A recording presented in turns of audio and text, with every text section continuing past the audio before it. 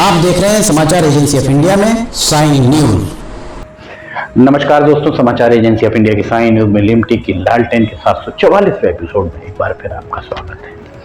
आज हम चर्चा कर रहे हैं आस्था, अधिकार और प्रशासन। प्रयागराज मेले में जिस तरीके का टकराव हुआ उस बारे में हम चर्चा करते हैं। प्रयागराज का माघ मेला आस्था के संगम पर आपस में टकराती सत्ता, परंपरा और प्रशासन। निफ्टी की लालटेन के 744वें एपिसोड में एक बार फिर आपका स्वागत है। इन दिनों प्रयागराज जबरदस्त तरीके से चर्चा में है। प्रयागराज का माघ मेला देश भर में चर्चा का विषय बना हुआ है। इसकी सबसे बड़ी प्रमुख वजह यह है कि बीते वर्ष सदी का सबसे भव्य कुंभ यहां संपन्न हुआ। इसके तुरंत बाद माघ मेले का आयोजन किया गया। प्रयागराज का माघ मेला एक धार्मिक आयोजन भर नहीं है, बल्कि ये भारतीय सभ्यता, सनातन परंपरा और लोकतांत्रिक प्रशासनिक व्यवस्था के बीच संतुलन का एक जीवंत प्रतीक माना जाता रहा है। लेकिन हालिया घटनाक्रमों ने इस संतुलन को गंभीर रूप से डगमगाता हुआ दिखाया है। ये कहीं ना कहीं डगमगाता हुआ दिखा रहा है। ज्योतिष पीठ के शंकराचार्य स्वामी अभिमुक्तेश्वरानंद सरस्वती महाराज के संगम स्नान को लेकर उपजा विवाद अब केवल एक संत और प्रशासन के बीच मतभेद तक सीमित नहीं रह गया है। ये विवाद धीरे धीरे आस्था बनाम शासन, परंपरा बनाम न्यायिक प्रक्रिया, संवेदनशीलता बनाम प्रशासनिक शक्ति जैसे मुद्दों पर एक राष्ट्रीय बहस का रूप ले चुका है। माघ मेले में शंकराचार्य को लेकर खड़ा हुआ ये विवाद किसी एक व्यक्ति, पद, नोटिस या कथित तौर पर जोर जबरदस्ती का मामला मात्र नहीं रह गया है। ये टकराव भारतीय लोकतंत्र में धार्मिक परंपराओं, संवैधानिक संस्थाओं और प्रशासनिक अधिकारों के बीच मौजूदा उन अत्यंत महीन और जटिल रेखाओं को उजागर करता है, जहां छोटी सी चूक या संवादहीनता भी व्यापक सामाजिक तनाव का कारण बन सकती है। माघ मेला एक प्रशासनिक आयोजन महज नहीं है, बल्कि करोड़ों श्रद्धालुओं की आस्था का केंद्र है। ऐसे में शीर्ष धार्मिक संत के साथ दुर्व्यवहार का आरोप, चाहे वो सही हो या गलत, शासन और प्रशासन की छवि पर प्रश्न चिन्ह लगाने के लिए पर्याप्त माना जा सकता है। मौनी अवस्था जैसे महास्नान पर्व पर किसी संत, विशेषकर शंकराचार्य पद पर आसीन व्यक्तित्व का संगम स्नान से वंचित रह जाना सामान्य घटना नहीं मानी जा सकती। स्वामी अभिमुक्तेश्वरानंद सरस्वती महाराज का आरोप है कि मेला प्रशासन ने उन्हें न केवल स्नान से रोका, बल्कि अपहरण जैसी परिस्थितियां उत्पन्न की। उन्होंने ये भी आरोप लगाया कि उनके शिष्यों को अलग कर दिया गया। उनसे शिष्यों के साथ पुलिस के द्वारा कथित तौर पर मारपीट भी की गई। ये भी आरोप स्वामी अभिमुक्तेश्वरानंद सरस्वती महाराज के हैं। वहीं मेला प्रशासन इन सभी आरोपों को सिरे से खारिज कर रहा है। प्रशासन का कहना है कि सुरक्षा कारणों से केवल पैदल स्नान का अनुरोध किया गया था। सबसे बड़ा प्रश्न यही खड़ा होता, क्या पैदल जाकर स्नान करना ही एकमात्र विकल्प था? क्या संवाद और समन्वय का दूसरा कोई रास्ता नहीं अपनाया जा सकता था?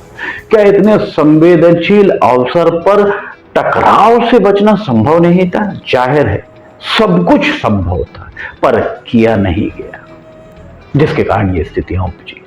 प्रशासन शायद ये भूल गया कि संतों के लिए प्रोटोकॉल केवल सुविधा का विषय नहीं होता है, बल्कि ये सम्मान और परंपरा की गहराई से जुड़ा हुआ है।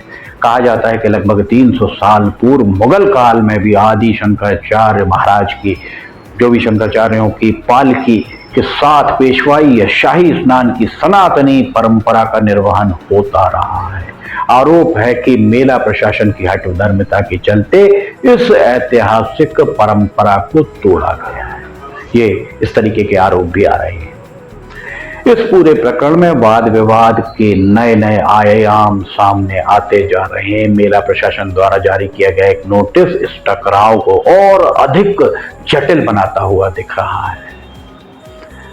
इस नोटिस में शंकराचार्य महाराज से पूछा गया है कि वे अपने नाम के आगे शंकराचार्य का क्यों लिखते हैं, क्यों उसका उपयोग करते हैं। नोटिस में देश की सर्वोच्च अदालत में लंबित मामले का हवाला देकर 24 घंटे के भीतर जवाब मांगा गया है।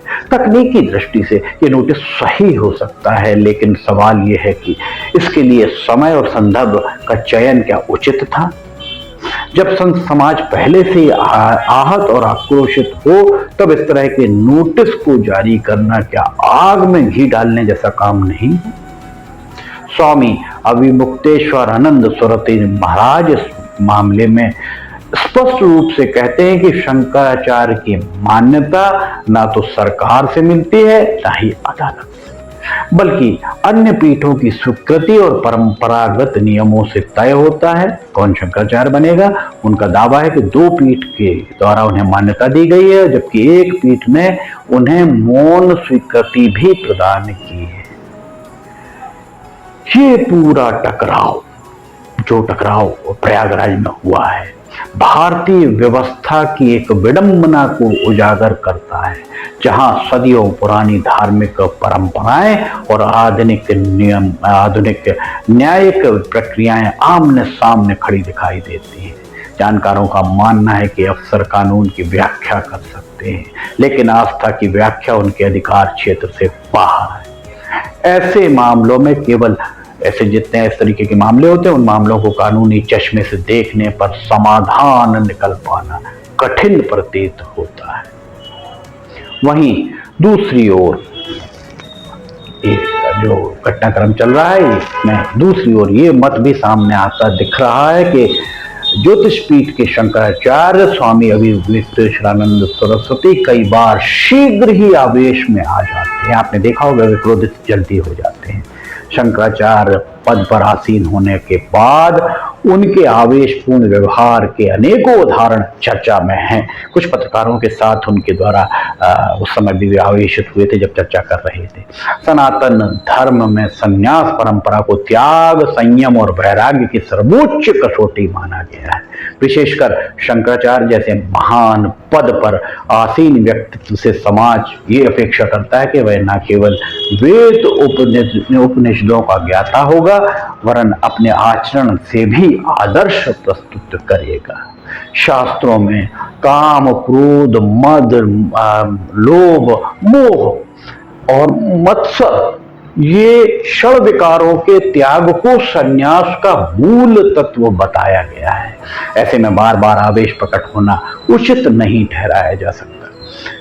भगवत गीता में भी स्पष्ट कहा गया है कि क्रोधा भवन्ति सम्मोह, अर्थात क्रोध से विवेक का नाश होता है। आदि शंकराचार्य की अद्वैत परंपरा के उत्तराधिकारी माने जाने वाले शंकराचार्य महाराज से अपेक्षा स्वाभाविक है माफ कीजिएगा, उनसे अपेक्षा स्वाभाविक है कि वे हर परिस्थिति में शांति, धैर्य और करुणा का परिचय देंगे, किंतु मीडिया, संवादों, सार्वजनिक मंचों और विवादित विषयों पर उनकी तीखी भाषा और उग्र प्रतिक्रियाएं बार बार चर्चा का विषय बनी।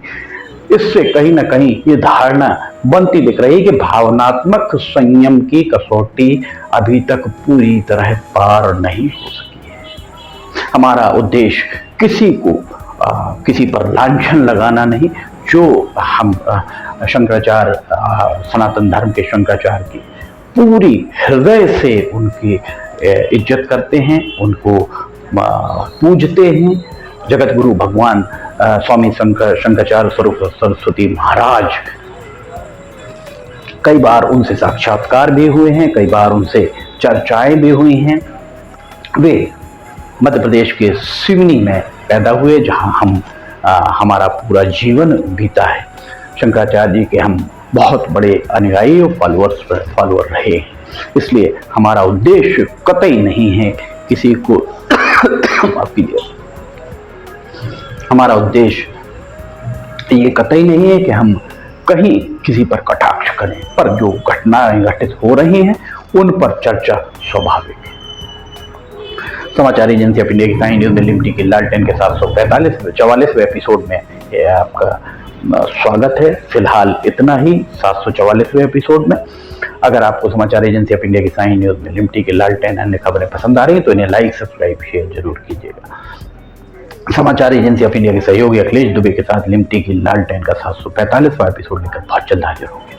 फिलहाल इजाजत लेना चाहेंगे, उसके पहले एक बार फिर हम ये कहना चाहेंगे कि इस एपिसोड से कहीं अगर किसी की भावनाएं आहत हो रही तो हम उसमें क्षमा भी अभी ही हम क्षमा अपनी तरफ से मांगते हैं, पर वास्तविक स्थितियों से ही हमने आपको दो चार कराने का प्रयास किया है। समाचार एजेंसी ऑफ इंडिया के सहयोगी अखिलेश दुबे के साथ फिलहाल इजाजत लेना चाहेंगे। जय हिंद।